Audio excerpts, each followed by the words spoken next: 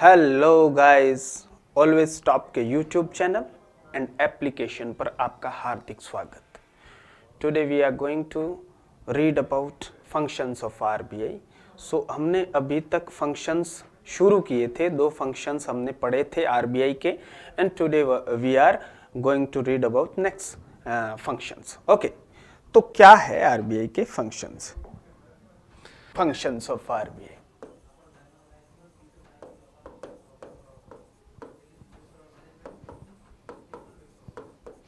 RBI के कार्य है ना, तो आरबीआई के कार्य क्या है बेसिकली, तो हम इन चीजों की बातें कर रहे थे सो फार।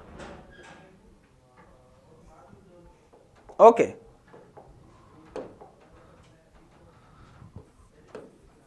कार्य, तो अभी तक हमने दो कार्य लिए हैं कि आरबीआई है वो नोट छापता है, यानी प्रिंट्स करेंसी नोट्स, और इश्यू भी करता है नोट्स और कॉइन्स को। दूसरा, प्रिजर्वेशन करता है, मैनेजमेंट करता है, रेगुलेशन करता है फॉरेन एक्सचेंज रिजर्व का। ठीक है, हमने ये दो फंक्शन तो पढ़ लिए। अब next function that is number 3। ठीक है, बैंकर टू द बैंक्स, यानी बैंकों का बैंक है ना, बैंकों का बैंक है, सरकार का भी बैंक है। बैंकों को ये क्या करता है, ऋण देने का काम करता है। ऋण किस रेट पे देता है? रेपो रेट पे देता है, बैंक रेट पे देता है ना। तो ये बैंकों को ऋण देने का काम करता है। बैंकर टू द बैंक्स है, यानी कि लाइसेंस भी देता है। लाइसेंस कैसे देता है? तो बैंकिंग रेगुलेशन एक्ट के तहत।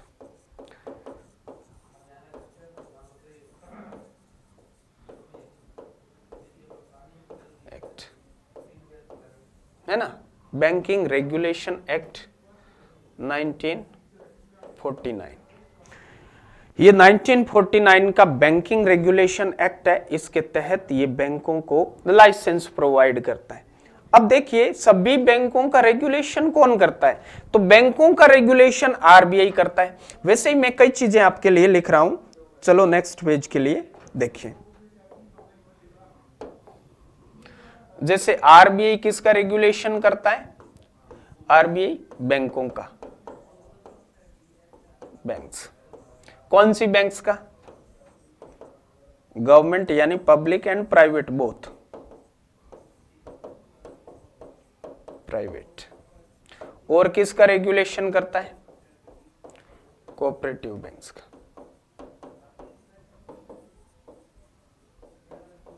है ना। सबका वो रेगुलेट करने का काम करता है। वैसे ही मैं इंश्योरेंस सेक्टर की बात करता हूं, तो इरडा ये इंश्योरेंस सेक्टर को रेगुलेट करने का काम करता है। इरडाई क्या है भाई? आरबीआई कब बना? आरबीआई एक्ट 1934 के तहत, established on April 1st 1935। ठीक है, वैसे ही इरडा यानी insurance regulatory and development authority of India, इसका फुल फॉर्म है। ठीक है, it was established in year 2000 Malhotra समिति की सिफारिशों से। किस समिति की? मल्होत्रा, है ना। मल्होत्रा समिति ने सिफारिशें करी थी और ये आया था हिल्टन यंग कमीशन के तहत। ठीक है, हिल्टन यंग कमीशन और ये मल्होत्रा समिति, ये किसको मतलब रेगुलेट करता है? इंश्योरेंस सेक्टर को।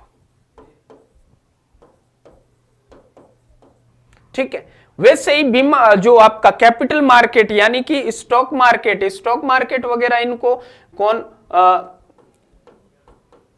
कैपिटल मार्केट,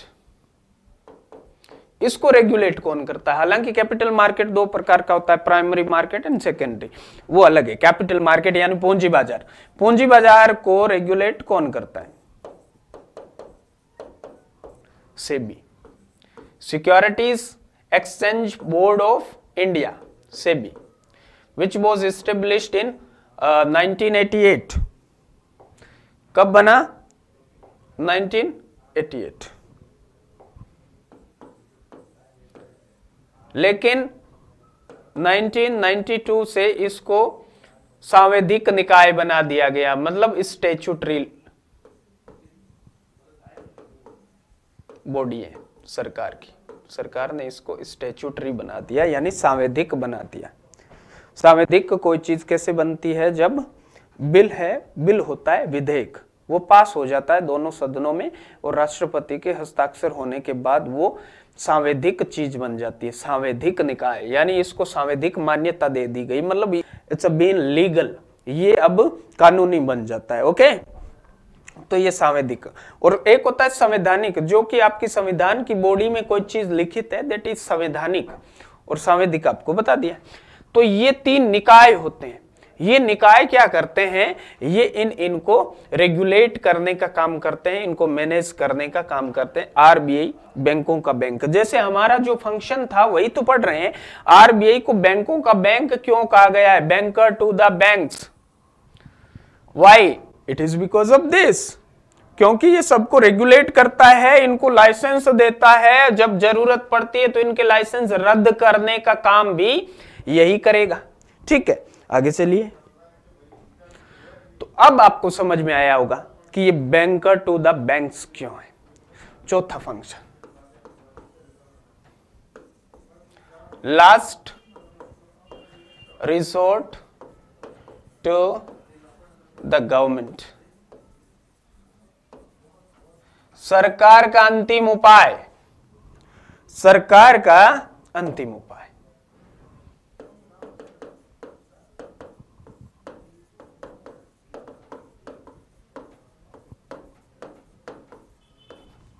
सरकार का अंतिम हथियार यही है। सरकार को भाई पैसों की क्यों जरूरत होती है? और सरकार को कहां नहीं होती पैसों की जरूरत? हर किसी को होती है। तो सरकार तो बहुत बड़ी चीज है, सबको होती है। जैसे मैं बात करूं कि फिस्कल डेफिसिट हो गया, फिस्कल डेफिसिट, राजकोषीय घाटा हो गया, घाटा। इस घाटे को फाइनेंस करना पड़ेगा भाई। कौन करेगा? आरबीआई करेगी। कैसे करेगी? सॉरी, इसको फाइनेंस कौन करेगा? सरकार को फाइनेंस करना पड़ता है। जैसे बजट में राजकोषीय घाटा, इस साल का राजकोषीय घाटा कितना रखने का अनुमान लगाया गया है इस साल, यानी कि बजट 2022-23 में राजकोषीय घाटा कितना रहेगा? 6.4% ऑफ जीडीपी। जीडीपी का 6.4%, यानी कि अराउंड कितना रहेगा? 16,61,000 करोड़। 16,61,000 करोड़, इतने का घाटा रहेगा। इट मीन्स इस साल का बजट था वो कितने का था? 40 लाख करोड़ का था, जिसमें से 23 लाख सरकार की कमाई थी, बाकी ये 17 लाख अराउंड ये घाटे के रूप में है, यानी जीडीपी का 6.4%। और 2021-22 का राजकोषीय घाटा कितना रहा? फिर 2021-22 के लिए राजकोषीय घाटा इतना रहा, एस्टिमेटेड इतना था, रखा इतना था, हुआ एक्चुअल में ये, ठीक है, 6.9% ऑफ जीडीपी। जीडीपी का 6.9% हुआ है, यानी एस्टिमेटेड। ठीक है, तो इस प्रकार से आप देखेंगे तो इस साल राजकोषीय घाटा रहेगा 6.4% ऑफ जीडीपी, राइट। अब देखिए 6.4% ऑफ जीडीपी, भाई ये कम कब हो जाएगा? तो ये 2025-26 तक इसको कम कर दिया जाएगा। 2025 तक कम होकर कितना हो जाएगा? जीडीपी का 4.5% ऑफ जीडीपी। इतना अनुमान है भाई, ये एक कोशिश करेंगे कि इतना हम कर देंगे, ठीक है। ये अनुमान रखा गया है कि आने वाले 5 सालों में इसको कम करके ये करेंगे कि कुछ, मतलब जहां जरूरत है वहां पर fiscal responsibility and budget management act, FRBM act में कुछ प्रोविजंस में चेंज करेंगे। ये एक्ट आया था 2003। इसका काम क्या है? राजकोषीय घाटों को कम करना। शुरू में था राजकोषीय घाटे, शुरू में राजस्व घाटा और राजकोषीय घाटा दोनों को कम करना था। अभी ये किस पर काम कर रहा है? राजकोषीय घाटे को कम। और देखिए राजकोषीय घाटे का सबसे बड़ा कारण क्या है? राजस्व घाटा। सबसे बड़ा राजस्व घाटा ये है ना। राजस्व घाटा कैसे होता है भाई? राजस्व, जब राजस्व एक्सपेंडिचर यानी रेवेन्यू एक्सपेंडिचर इंक्रीजेस और exceeds what? Revenue income, that becomes what? Revenue deficit. वही तो राजकोषीय घाटा बनता है।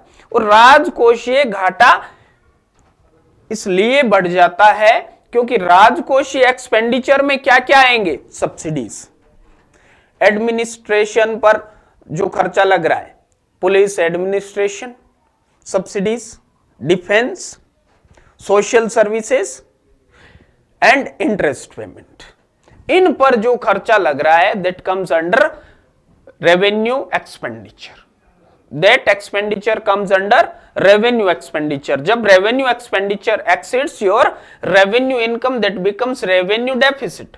और revenue deficit one of the biggest cause of fiscal deficit. Fiscal deficit rises because of revenue deficit rises, revenue deficit increases, that's why fiscal deficit increases. तो हम revenue deficit increase हुआ है क्योंकि सब्सिडीज आप देख रहे हैं कि कोरोना 2 साल रहा, जिसमें तमाम चीजें जो सरकार के द्वारा हमें दी गई, जैसे प्रधानमंत्री गरीब कल्याण योजना, इसको शुरू की गई, इसमें अनाज बांटा गया, है ना। तो ये पैसे तो लगते हैं, it is one kind of subsidy. इस बार की सब्सिडी है वो टोटल कितनी रहेगी? 3.18 लाख करोड़। इतनी करोड़ की सब्सिडी आपको मिलेगी कहां कहां पर? फ्यूल पर, खाद्यान्नों पर और उर्वरक पर। सब्सिडी कहां कहां पर मिलेगी? फ्यूल, खाद्यान्न, उर्वरक, इस पर लगभग कितनी सब्सिडी मिलेगी आपको? 3.18 लाख करोड़, इतनी सब्सिडी दी जाएगी। तो ये last resort to the government है, सरकार का लास्ट रिजोर्ट। कैसे? देखिए, अब देखिए, फिस्कल डेफिसिट हुआ है, डेफिसिट को फाइनेंस करना है। फाइनेंस करना है तो सरकार कहां जाती है? फर्स्ट सरकार goes to asks for public borrowings. पहले ये क्या चाहती है? सार्वजनिक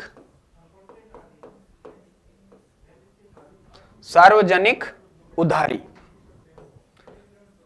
सार्वजनिक उधारी कैसे लेंगे? बॉन्ड को जारी कर दो, है ना, सिक्योरिटी बेचो और सार्वजनिक उधारी लो और उस पैसे से घाटा उतारो। Number 2,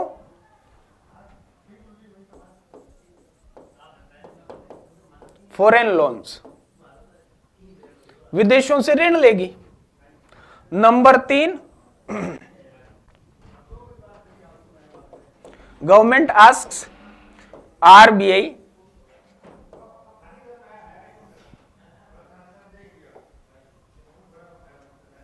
RBI to print new currency notes।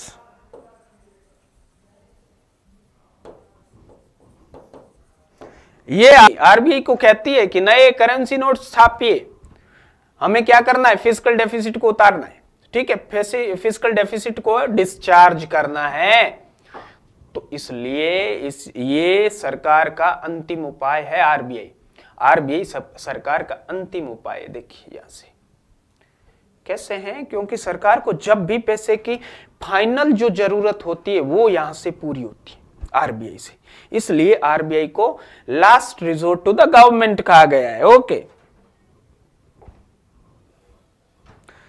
अगला फंक्शन देखिए,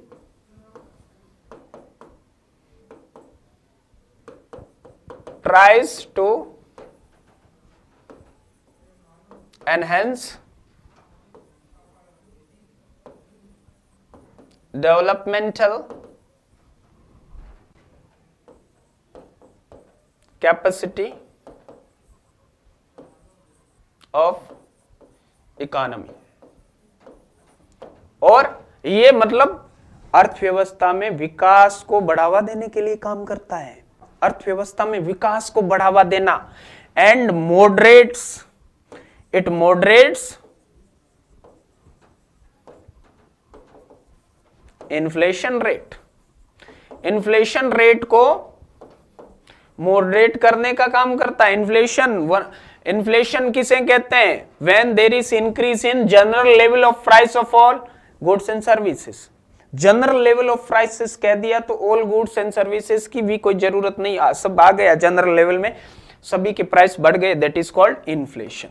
inflation one of the kind of महंगाई, ये एक प्रकार की क्या है? महंगाई। महंगाई बढ़ जाती है, महंगाई को मॉडरेट करने का काम करता है, महंगाई दर को मॉडरेट यानी सामान्य बनाने का।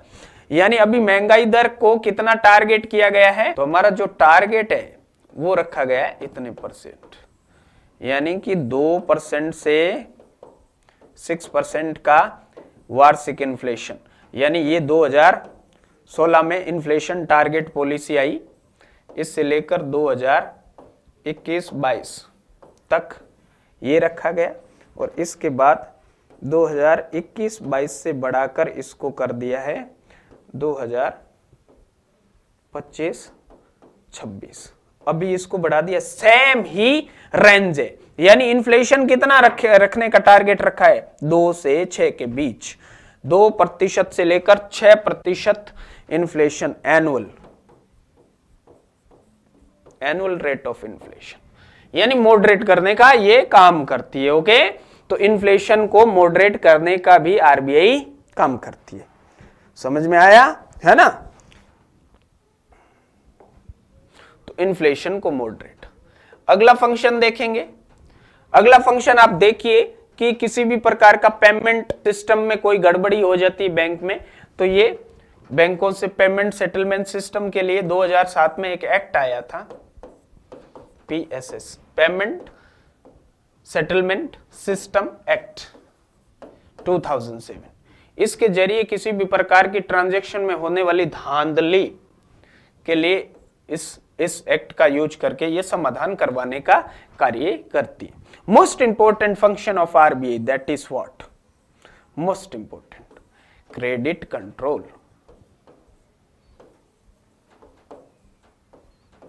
यहां पर साख का नियंत्रण,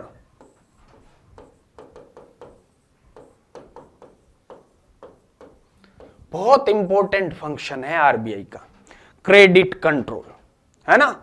credit control is very important function of RBI. Credit is what? Credit means capacity of someone to repay amount quickly. ये किसी भी आपने कोई भी अमाउंट लिया है उसको कितनी देर में पे कर सकते हो, वो एक प्रकार की कैपेसिटी होती है, राइट? That is okay.